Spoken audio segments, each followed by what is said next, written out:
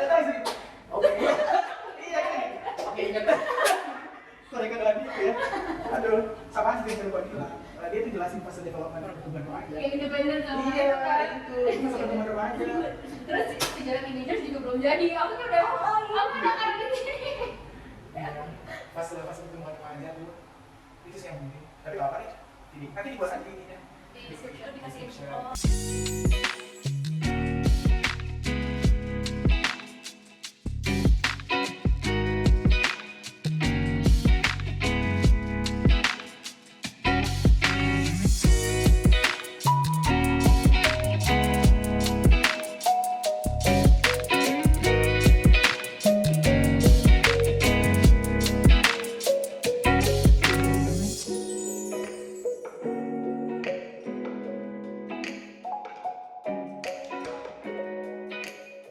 Halo, kita bertemu lagi di Pojok Buku episode 7. Nah, hari ini saya tidak sendiri. Tentunya ada dua orang yang sudah hadir di sini.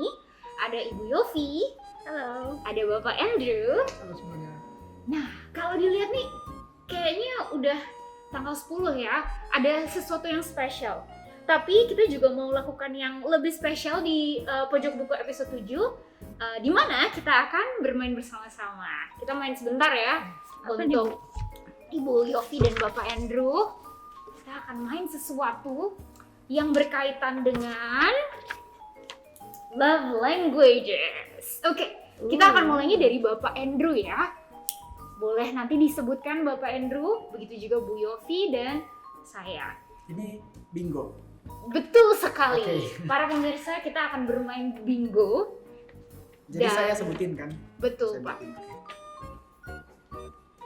3, 2, 1.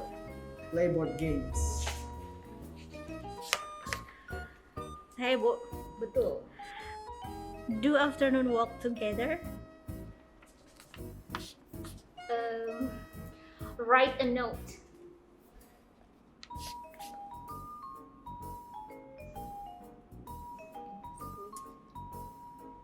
Belum ada ya? Have a camp outside.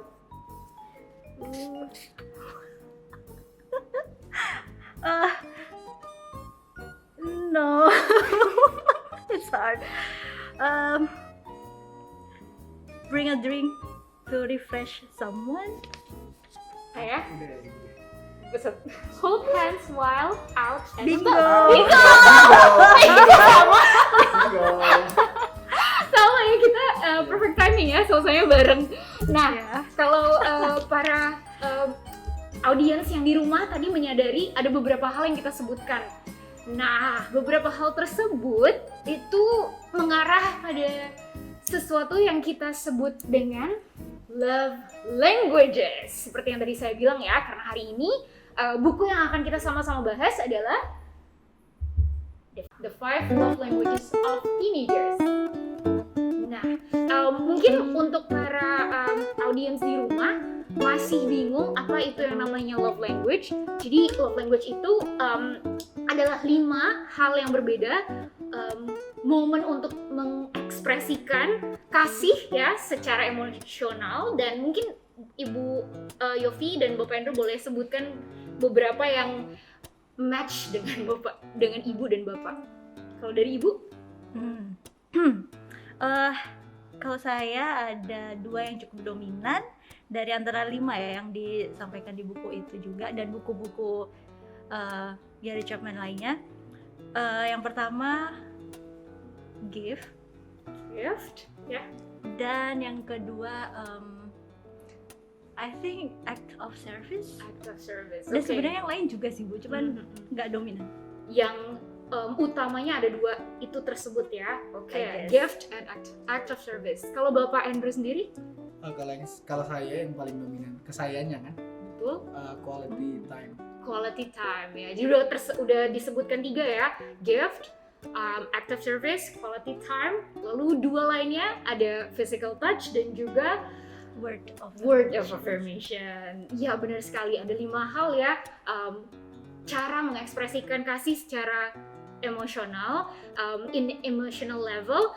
Dan tentunya seperti yang tadi Bapak dan Ibu bilang, ada hal yang ada beberapa cara yang lebih utama ya ketimbang yang lainnya. Nah, kita mau masuk lebih jauh ke bukunya nih, Bapak Ibu. Kalau dari buku ini sendiri, dari Bapak Ibu sendiri, kita mulai dari Pak Endro deh. Ada hal atau mungkin frasa menarik nggak sih dari buku yang kali ini kita akan bahas? Ya, waktu saya baca sih intinya saya jadi melankolis karena mengingat ya apa ya, saya agak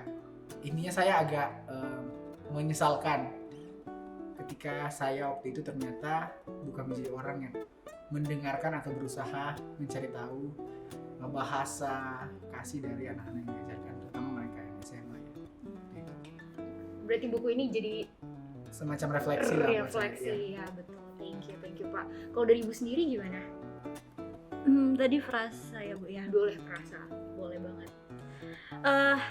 Buku ini menurut saya ada 2 frasa yang penting. Yang pertama adalah language. Tema besarnya kan kasih ya, cinta gitu.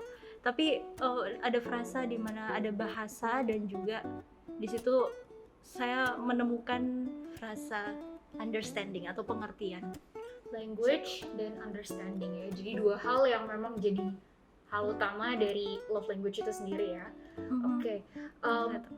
Lalu kalau dari pandangan Ibu sendiri nih, dengan adanya language tersebut dan understanding tersebut, dan tentunya mengarah ke teenagers ya, karena ini love language of teenagers.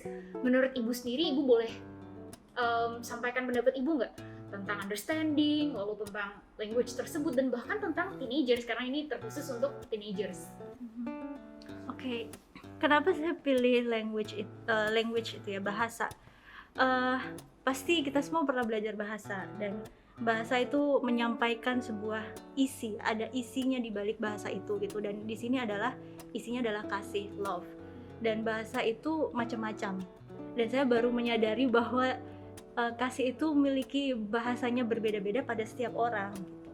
Jadi makanya di sini waktu membaca buku ini pengen gitu untuk belajar mengenali bahasa tiap orang, bahasa kasih tiap orang, dan belajar untuk mengerti ya, untuk mengerti oh ternyata tidak hanya satu kata cinta aja gitu atau kasih aja, tapi ternyata banyak bahasanya gitu. Banyak bahasa ya, terutama untuk mungkin berbeda umur, berbeda juga caranya ya. Bener. Dengan Bapak Andrew juga yang sempat mengajar murid SMP dan juga SMA, gimana nih dari Bapak sendiri melihat cara penyampaian ke anak SMP SMA tuh mungkin ada tantangan tersendiri ya tentunya. Iya betul. Maksudnya waktu saya membaca buku ini, mungkin hal yang sama yang saya dapatkan dari buku ini. Maksudnya sama adalah begini. Penulis buku ini kan dia punya budaya culture-nya sendiri ya ketika menulis. Waktu buku ini ditulis.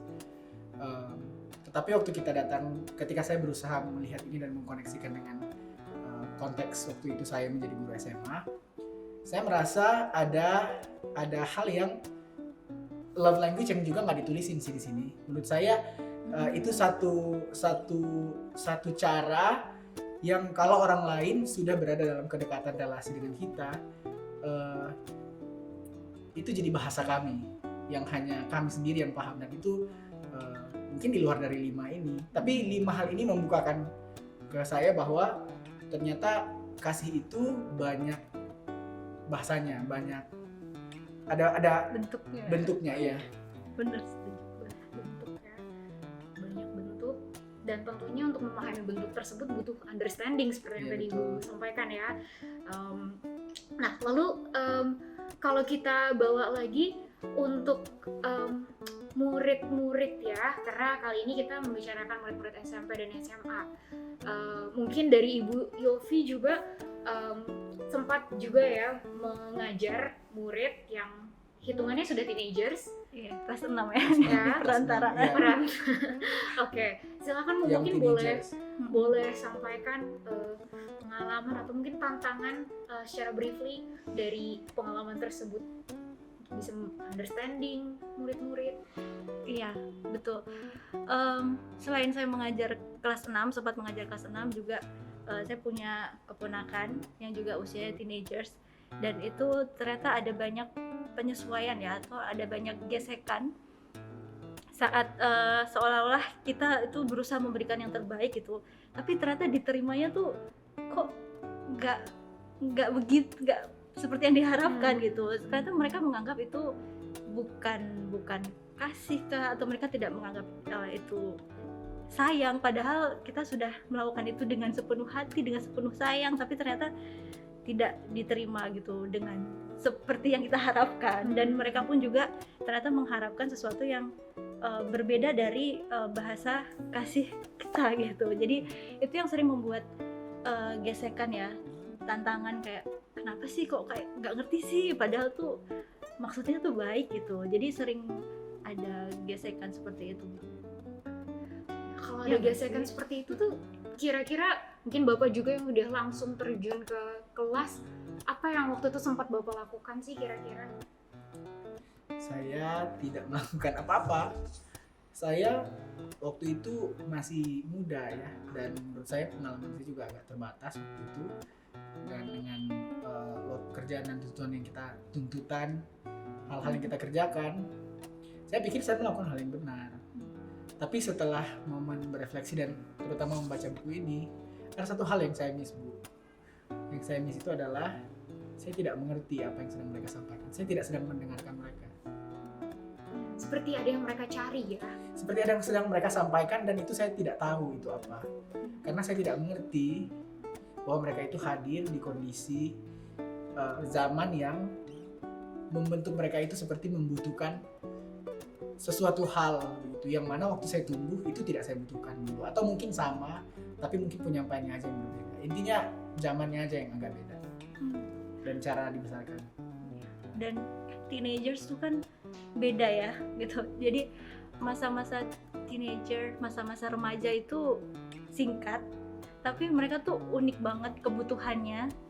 Mereka sedang mencari jati diri, mereka sedang membuktikan mereka itu bisa mandiri tapi juga masih tergantung. Jadi cukup menantang untuk mengenali bahasa kasih teenagers itu, dan seringkali saat itu tidak dimenangkan atau kita nggak bisa ngerti bahasanya, itu menjadi kekecewaan ya, menjadi kekecewaan atau ya menjadi sesuatu yang lubang di dalam hati gitu. Ada sesuatu yang belum terpenuhi ya. Dan kalau kita bisa ingat kembali, Gary Chapman juga menyebutkan tentang suatu term yang disebut sebagai love tank itu sendiri ya.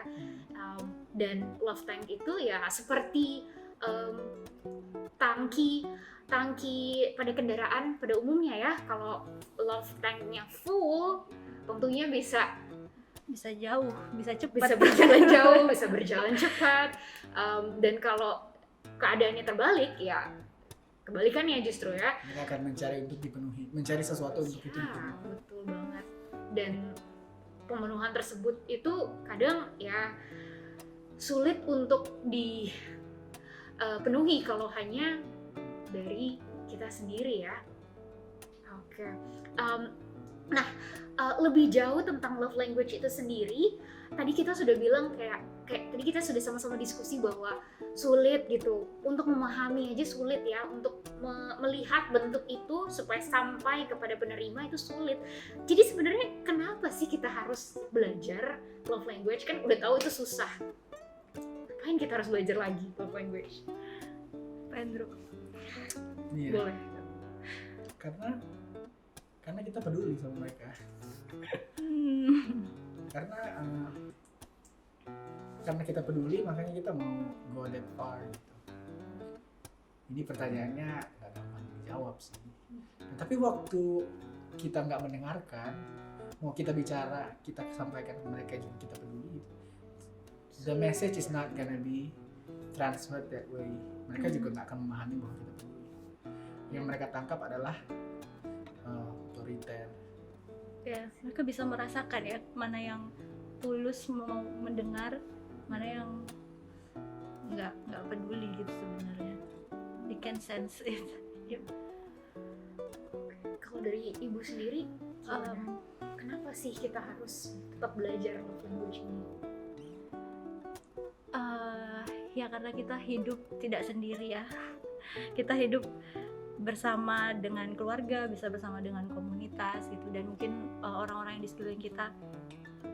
Kenapa sih perlu gitu untuk mengenali bahasa kasih? Adalah untuk memenangkan sebanyak mungkin jiwa yang ada gitu, Bu. Saya lupa satu hal nih, saya jadi sorry. Apa, Pak? Maksudnya kita kan guru ya. Kita kerjaan kita adalah ngajar. Kita nggak bisa ngajar kalau kita nggak akan pernah bisa ngajar kalau anak ini nggak merasa nyaman di kelas kita. Kalau nggak ada safe space, nggak ada safe environment yang membuat anak itu percaya dan sebagainya. Dan anak itu bisa percaya ke kita juga salah satu cara itu kalau mereka tahu kita itu care, kita itu berusaha mengerti mereka gitu. Jadi learning it's not gonna happen. Itu hanya akan jadi, saya nggak tahu apa, satu proses pembentukan robot mungkin, bukan satu proses pembelajaran untuk anak-anak Jadi manusia ya, menjadi manusia. yang Tuhan berkenan. Ya, tapi emang nggak mudah. Itu sangat tidak mudah untuk bisa humble untuk mengasihi mereka dengan apa yang mereka butuhkan, bukan apa yang kita mau. It's hard. Dan tentunya menciptakan ruang kelas yang aman, nyaman untuk memenangkan banyak jiwa. Berarti benar-benar love languages ini untuk sarana yang emang Tuhan ciptakan untuk kita bisa menyerahkan apa yang kita bisa lakukan kepada dia, supaya love language ini tetap menjadi sarana ya buat murid kita dan buat terciptanya tadi ruang kelas ataupun merangkul lebih banyak jiwa ya. Oke, pandangan love language ternyata sedalam itu dan Dalam banget, lebar banget, ya, tinggi banget. ya, dan standar kasih itu sendiri bukan standar dari kita tentunya ya. Ya, betul sekali. Love is about looking out for other person's needs, bukan kebutuhan kita, tapi yang menerima. Sehingga harapannya dari buku ini bisa menjadi salah satu sarana untuk kita mencari tahu lebih banyak lagi kebutuhan orang-orang terkasih di sekitar kita. Nah, mungkin dari Ibu Yofi boleh sampaikan bagaimana cara orang tua bisa menggunakan buku ini, dan dari Bapak Andrew bagaimana guru-guru SMP dan SMA bisa menggunakan buku ini. Oke. Ini tidak hanya terbatas untuk kita-kita aja ya, tapi untuk orang tua juga yang punya teenagers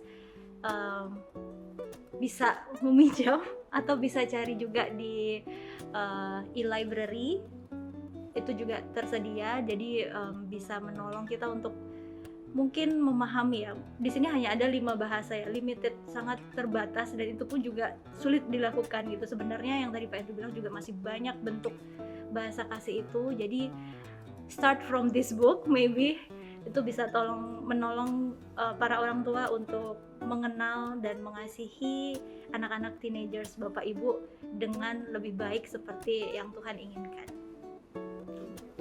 Ya, kalau dari saya Bu, yang menarik dari tulisan penulis si Gary Chapman ini bukan hanya love language-nya, 5 love language-nya itu, tapi of teenagers-nya itu. Karena buku ini memberikan saya pemahaman tentang anak remaja itu sebenarnya mereka itu hadir di situasi seperti apa. Bukan berarti buku ini memberikan gambaran bahwa situasi anak remaja yang ditulis di buku ini sama dengan situasi remaja sekarang. Tapi buku ini membukakan pandangan saya untuk melihat bahwa ya, saya harus cari tahu situasi apa yang sedang dialami oleh anak ini dan kode-kode apa yang ada di situ, begitu, untuk membuat saya lebih mengerti. Dengan itu sih Bu, membuat saya akhirnya lebih mau melihat cara-cara yang ada di buku ini, membantu begitu secara praktis. Tapi yang lebih penting buat saya adalah pandangan saya yang dibuatkan bahwa you have to understand why the teenagers that you are teaching in your class, think of one yang paling susah, why they react that way, why they behave that way. Oke, jadi untuk para audiens di rumah, untuk orang tua, untuk guru-guru SMP dan juga SMA, silahkan datang ke library SDH Holland Village untuk bisa meminjam, sehingga kita juga bisa menggunakan buku ini sebagai sarana tadi ya untuk memahami orang-orang terkasih, terutama teenagers di sekitar kita. Oke, jadi terima kasih banyak untuk Ibu Yofi dan Pak Andrew sekali lagi untuk diskusi yang singkat dan juga membukakan ya. Kita akhiri juga episode kali ini. Jadi, bye readers. Bye, leaders.